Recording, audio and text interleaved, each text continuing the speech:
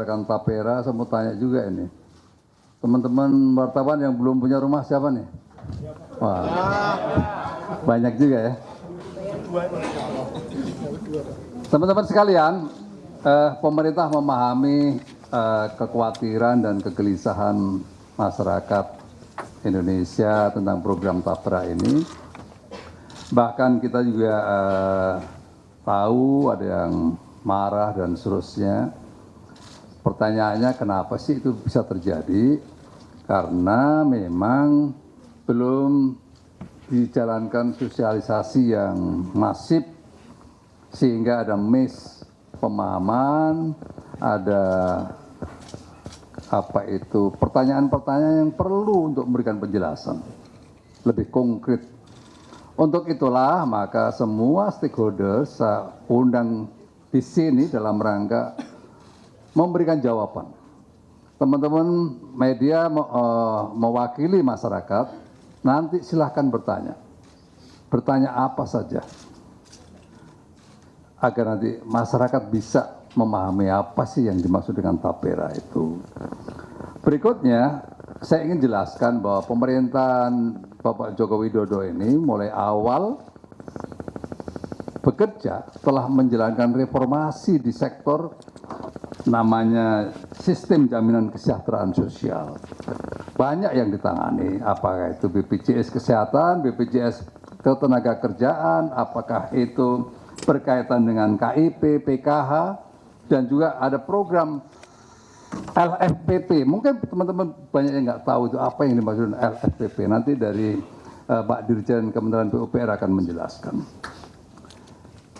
Apa sih tujuannya? Semuanya itulah Presiden, pemerintah ingin menunjukkan kehadiran pemerintah dalam semua situasi yang dihadapi oleh masyarakatnya. Khususnya persoalan-persoalan berkaitan dengan sandang, pangan, dan papan. Nah ini Tapera ini berkaitan dengan papan ini. Tuh. Dan itu tugas konstitusi karena ada undang-undangnya. Undang-undang yang harus dijalankan oleh seorang presiden. Saya ingin tunjukkan undang-undangnya. Dasar Hukum Undang-Undang Nomor 1 Tahun 2011 tentang Perumahan dan Kawasan Pemukiman serta Undang-Undang Nomor 4 Tahun 2016 tentang Tabungan Perumahan Rakyat atau Tapera ini diatur oleh undang-undang. Tapera ini sesungguhnya ini perpanjangan dari Bapertarum. Bapertarum itu dulu dikhususkan untuk ASN. Nah, sekarang diperluas kepada pekerja mandiri dan juga swasta. Kenapa diperluas? Karena ya ada problem backlog yang dihadapi oleh pemerintah sampai dengan saat ini ada 9,9 juta masyarakat Indonesia yang belum memiliki rumah. Ini data dari BPS ya, bukan ngarang ya. Untuk itu maka kita berpikir keras, pemerintah berpikir keras memahami bahwa antara jumlah kenaikan gaji dan tingkat inflasi di sektor perumahan itu nggak seimbang. Untuk itu maka harus ada upaya keras agar masyarakat pada akhirnya nanti bisa walaupun terjadi inflasi tetapi masih bisa punya tabungan untuk membangun rumahnya. Itu sebenarnya yang dipikirkan. Berikutnya teman-teman sekalian,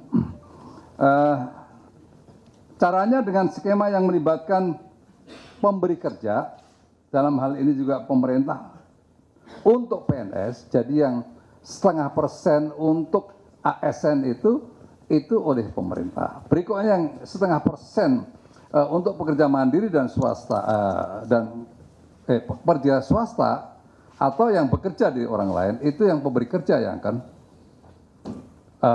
memberikan pembiayaannya.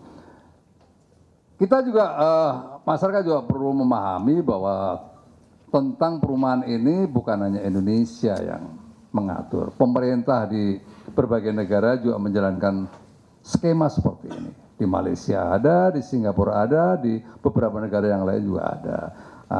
Bahwa ini menurut saya sih tugas negara ya begitu. Berikutnya, jadi saya ingin tekankan Tapera ini bukan potong gaji atau bukan iuran. Tapera ini adalah tabungan. Di dalam undang-undang memang mewajibkan, ya mewajibkan. Ada undang-undang yang mengatakan mewajibkan. Tetapi bentuknya nanti bagi mereka yang sudah punya rumah bagaimana? Apakah harus membangun rumah? Nah, tadi kita diskusi di dalam, nanti pada ujungnya kalau pada usia pensiun selesai, itu bisa ditarik dalam bentuk uang yang fresh dengan apa pemupukan yang terjadi. Pemupukannya seperti apa? Nanti silakan bertanya. Ya, itu. Berikutnya, teman-teman sekalian, saya berharap masyarakat untuk memberikan kesempatan kepada pemerintah untuk bekerja memikirkan cara yang terbaik untuk memenuhi kebutuhan rumah rakyat.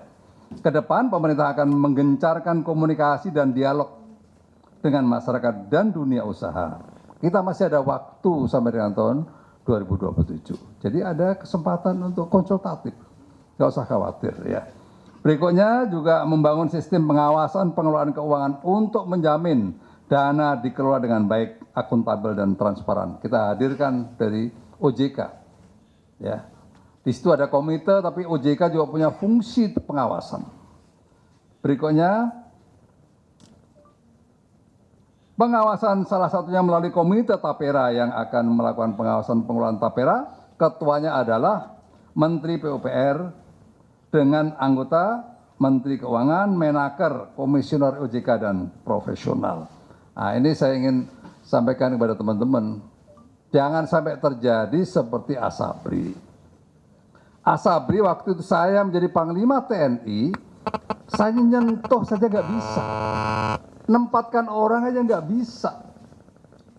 Akhirnya saya jengkel itu, saya undang waktu itu Pak Adang, Bang datang ke sini, tolong saya minta dipresentasikan. Ini uang rakyat, uang prajurit saya, masa saya nggak tahu gimana sih ini? Bayangkan itu.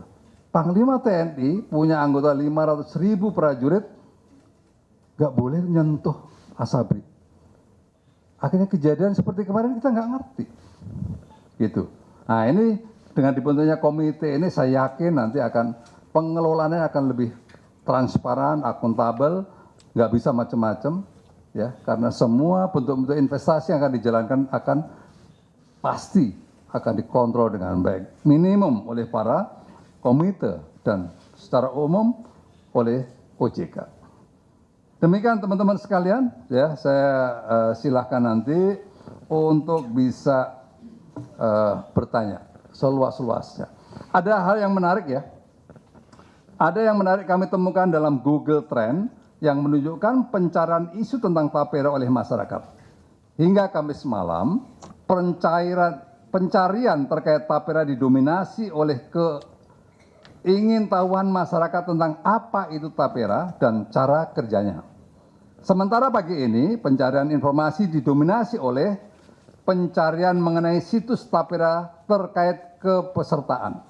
Banyak yang ingin melihat apakah mereka sudah menjadi peserta. Berikutnya, bagaimana kalau mau menjadi peserta dan bagaimana mencairkan saldo Tapera dan lain-lain. Nah, ini nanti bagian dari yang mungkin akan dijawab oleh teman-teman saya ini. Jadi kesimpulan dari pengamatan selama beberapa hari terakhir, keingintahuan masyarakat terhadap Tapera dan manfaatnya cukup tinggi. Nah, ini cukup tinggi. Untuk itu kehadiran teman-teman sekalian di sini saya berterima kasih, alhamdulillah. Ya, karena nanti bisa memberikan informasi yang lebih jauh lagi, lebih dalam lagi kepada masyarakat Indonesia. Saya persilakan untuk bertanya dari nanti diatur oleh Mbak Lulu. Terima kasih.